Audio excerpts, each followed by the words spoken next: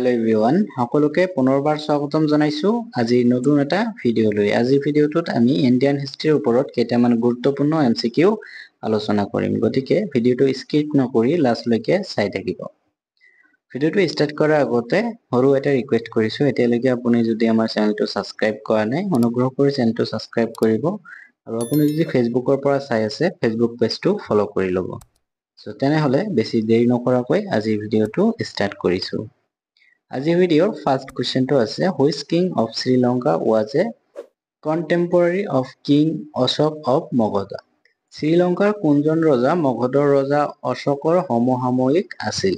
ইয়াত দি থকা অপচন কেইটাৰ ভিতৰত কাৰেক্ট অপচনটো হ'ব অপচন বি, দেৱানপিয়া তিছা। অৰ্থাৎ শ্ৰীলংকাৰ দেৱানপিয়া তছা ৰজা মগধৰ ৰজা অশোকৰ সৈতে সমসাময়িক আছিল। Next question, in which place Akbar was born? কোন ঠাইত আকবৰৰ জন্ম হৈছিল? ইয়াত দি থকা অপচন কেইটাৰ ভিতৰত কাৰেক্ট অপচনটো হ'ব অপচন ডি, উমেৰকোট। অৰ্থাৎ উমেৰকোট নামৰ ঠাইত আকবৰৰ জন্ম হৈছিল। Next question, who was the first to term the great mutiny of 1857 as the first war of Indian independence? 1857 চনৰ মহান বিদ্ৰোহক কোনে প্ৰথমে ভাৰতীয় স্বাধীনতাৰ প্ৰথম যুদ্ধ বুলি অভিহিত কৰিছিল? ইয়াত দি থকা অপচন কেইটাৰ ভিতৰত কাৰেক্ট অপচনটো হ'ব অপচন এ, ভি ডি সাবৰকাৰ। অৰ্থাৎ 1857 চনৰ মহান বিদ্ৰোহক ভি ডি সাবৰকাৰে প্ৰথম ভাৰতীয় স্বাধীনতাৰ প্ৰথম যুদ্ধ বুলি অভিহিত কৰিছিল। Next question, the Indus valley civilization belongs to which age? সিন্ধু উপত্যকাৰ সভ্যতা কোন যুগৰ অন্তৰ্গত? ইয়াৰ ভিতৰত কাৰেক্ট অপচনটো হ'ব অপচন ডি, নিঅলিথিক এজ। অৰ্থাৎ সিন্ধু উপত্যকাৰ সভ্যতা নৱপ্ৰস্তৰ যুগৰ অন্তৰ্গত। Next question, which of the following Indus valley civilization city had a dock? তলৰ কোনখন সিন্ধু উপত্যকা সভ্যতা চহৰৰ ডক আছিল? ইয়াত দি থকা অপচন কেইটাৰ ভিতৰত কাৰেক্ট অপচনটো হ'ব অপচন বি, লৌথাল। অৰ্থাৎ লৌথাল সিন্ধু উপত্যকা সভ্যতা চহৰৰ ডক আছিল। Next question, how many tirthankars are there in Jainism? জৈন ধৰ্মত কিমান তীৰ্থংকাৰ আছে? ইয়াৰ ভিতৰত কাৰেক্ট অপচনটো হ'ব অপচন ডি, 24। অৰ্থাৎ জৈন ধৰ্মত 24টা তীৰ্থংকাৰ আছে। Next question, who is the 22nd তীৰ্থংকাৰ্ছ? কোন 22 তীৰ্থংকৰ? ইয়াত দি থকা অপচন কেইটাৰ ভিতৰত কাৰেক্ট অপচনটো হ'ব অপচন এ, নেমিনাথ। অৰ্থাৎ নেমিনাথ হৈছে 22 তীৰ্থংকৰ। Next question, which one of the following newspaper was published by Pandit Madan Mohan Malaviya in 1909? তলৰ কোনখন কাকত পণ্ডিত মদন মোহন মালভিয়াই 1909 চনত প্ৰকাশ কৰিছিল? ইয়াৰ ভিতৰত কাৰেক্ট অপচনটো হ'ব অপচন চি, দ্য লিডাৰ। অৰ্থাৎ দ্য লিডাৰ কাকতখন পণ্ডিত মদন মোহন মালভিয়াই 1909 চনত প্ৰকাশ কৰিছিল। Next question, the Poona pact agreement in 1932 was signed between Mahatma Gandhi and dash? 1932 চনত মহাত্মা গান্ধী আৰু ডেছৰ মাজত পুনা পেক্ট চুক্তি স্বাক্ষৰিত হয়। ইয়াত দি থকা অপচন কেইটাৰ ভিতৰত কাৰেক্ট অপচনটো হ'ব অপচন এ, বি আৰ আম্বেদকাৰ। অৰ্থাৎ 1932 চনত মহাত্মা গান্ধী আৰু বি আৰ আম্বেদকাৰৰ মাজত পুনা পেক্ট চুক্তি স্বাক্ষৰিত হয়। Next question, Akbar build the Buland Darwaza to commemorate his victory over? আকবৰে নিজৰ বিজয়ৰ স্মৃতিত নিৰ্মাণ কৰিছিল বুলন্দ দৰৱাজা। ইয়াত দি থকা অপচন কেইটাৰ ভিতৰত কাৰেক্ট অপচনটো হ'ব অপচন বি, গুজৰাট। অৰ্থাৎ আকবৰে গুজৰাটত নিজৰ বিজয়ৰ স্মৃতিত নিৰ্মাণ কৰিছিল Buland Darwaza. Next question, which one was the capital city during Ashoka's empire? অশোকৰ সাম্ৰাজ্যৰ সময়ত কোনখন ৰাজধানী চহৰ আছিল?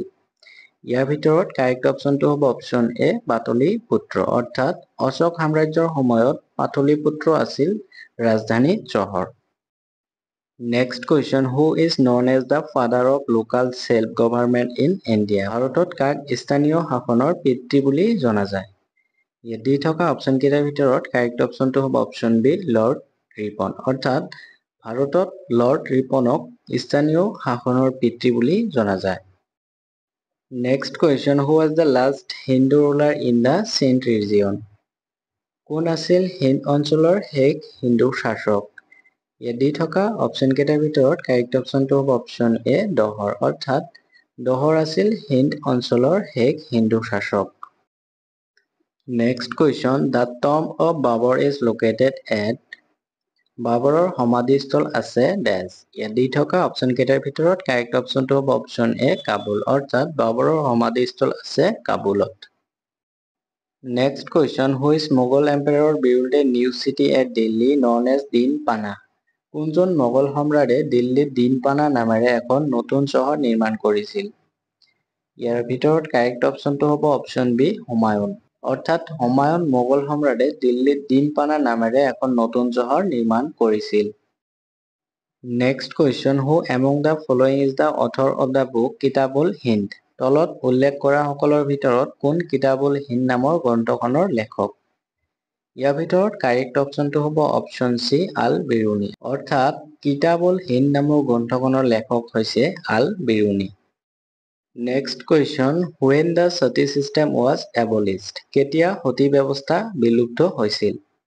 ইয়াৰ ভিতৰত কাৰেক্ট অপশ্যনটো হ'ব অপশ্যন এ 1829, 1829 চনত সতী ব্যৱস্থা বিলুপ্ত হৈছিল। Next question, the Pakistan resolution was passed by Muslim League in Pakistan প্ৰস্তাৱ মুছলিম লীগে গৃহীত কৰিছিল ডেছ চনত। ইয়াত দি থকা অপশ্যন কেইটাৰ ভিতৰত কাৰেক্ট অপশ্যনটো হ'ব অপশ্যন এ 1940, 1940 চনত পাকিস্তান প্ৰস্তাৱ মুছলিম লীগে গৃহীত কৰিছিল। Next question, the mosque which Qutbuddin Aibak built at Delhi soon after its capture is known as Qutubuddin আইবাকে দখল কৰাৰ পিছত দিল্লীত যি মছজিদ নিৰ্মাণ কৰিছিল সেই মছজিদ কি নামেৰে জনাজাত?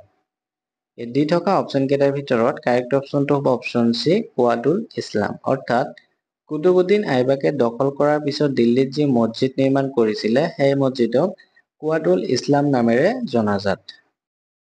Next question, who led the Kanpur rebellion during the Indian Rebellion of 1857? 1857 চনৰ ভাৰতীয় বিদ্ৰোহৰ সময়ত কোনে কানপুৰ বিদ্ৰোহৰ নেতৃত্ব দিছিল? ইয়াৰ ভিতৰত কাৰেক্ট অপশ্যনটো হ'ব অপশ্যন ডি নানা চাহেব, অৰ্থাৎ 1857 চনৰ ভাৰতীয় বিদ্ৰোহৰ সময়ত নানা চাহেবে কানপুৰ বিদ্ৰোহৰ নেতৃত্ব দিছিল। সো আজিৰ ভিডিঅ'টোত ইমানেই। ভিডিঅ'টো যদি ভাল পাইছে তেন্তে এটা লাইক কৰিব, আৰু আপুনি এতিয়ালৈকে যদি আমাৰ চেনেলটো ছাবস্ক্ৰাইব কৰা নাই অনুগ্ৰহ কৰি চেনেলটো ছাবস্ক্ৰাইব কৰি ল'ব, আৰু আপুনি যদি ফেচবুকৰ পৰা চাই আছে ফেচবুক পেজটো ফলো কৰি ল'ব। সো আৰু আপুনি যদি আগৰ পাৰ্টকেইটা এতিয়ালৈকে চোৱা নাই ডিছক্ৰিপশ্যনত প্লেলিষ্টৰ লিংক দিয়া আছে, তাতে ক্লিক কৰি সকলোবোৰ পাৰ্ট চাই ল'ব পাৰিব। সো আজিলৈকে ইমানেই। থেংকছ ফৰ ৱাচিং।